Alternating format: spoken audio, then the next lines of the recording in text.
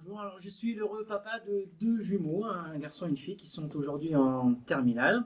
L'un dans la filière scientifique en ES et l'autre dans la filière économique en ES. Deux enfants en terminale, c'est doublement stressant. L'année de terminale, c'est une année compliquée pour les enfants. C'est le passage du monde de l'enfance au monde de l'adulte. Donc c'est des moments où il faut faire des choix, c'est des décisions, c'est une période de doute. Bref, on a déjà le bac, et c'est une période de doute pour l'ensemble de la famille. Alors le métier de météorologue, je pense que c'est déjà enrichissant pour celui qui le fait. En effet, quoi de plus enrichissant de voir que l'on a aidé un adolescent à s'émanciper, à s'épanouir, à des périodes clés qu'il traverse. Et ce qui me paraît important, c'est que dans cette méthode, dans ce métier, c'est que c'est bien l'enfant qui va décider de son avenir. Il est accompagné, certes, mais c'est lui, en fait, en finale, qui a la décision. Alors c'est vrai, le météorologue, c'est certes un spécialiste des métiers. Il connaît les informations diverses, les dernières orientations, les dernières filières qui peuvent exister. Mais c'est avant tout, je pense, quelqu'un qui met l'intérêt de l'enfant au centre de ses préoccupations. C'est un constructeur bienveillant, c'est un pédagogue.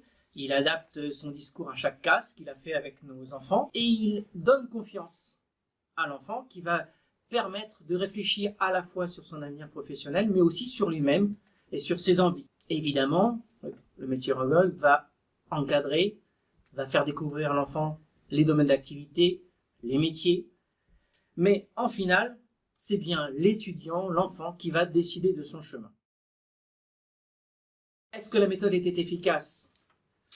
Je pense que oui, à ce stade. Ça veut dire qu'aujourd'hui, on sent les enfants beaucoup plus sereins, beaucoup plus tranquilles, ils savent où ils vont, et ils peuvent donc se préparer à la deuxième étape, ou à la première pour eux qui va être le point clé, c'est le passage du bac. Mais toute cette partie qui leur causait bien des soucis, du stress, etc., à la famille aussi, a été effacée. Est-ce qu'on recommanderait cette démarche à d'autres personnes ? Évidemment oui, on l'a déjà fait d'ailleurs, parce que nombre de parents sont comme nous, solitaires. Ils vont sur internet, ils rencontrent des conseillers d'orientation, et en fait ces rencontres que nous avons faites ont plutôt complexifié les choses plutôt que de les atténuer. Donc oui, on recommande cette démarche. Aujourd'hui, ce que l'on peut constater, c'est que cette démarche elle a fonctionné. On a des enfants qui sont beaucoup plus sereins, qui savent où ils vont, qui sont plus tranquilles, qui sont moins inquiets. Donc je pense que c'est bien parti. Il vaut mieux le prendre comme un investissement. Pourquoi ? Alors c'est vrai que quand on a débuté cette méthode, on était inquiet. Il y a beaucoup de méthodes qui existent et qui se multiplient aujourd'hui.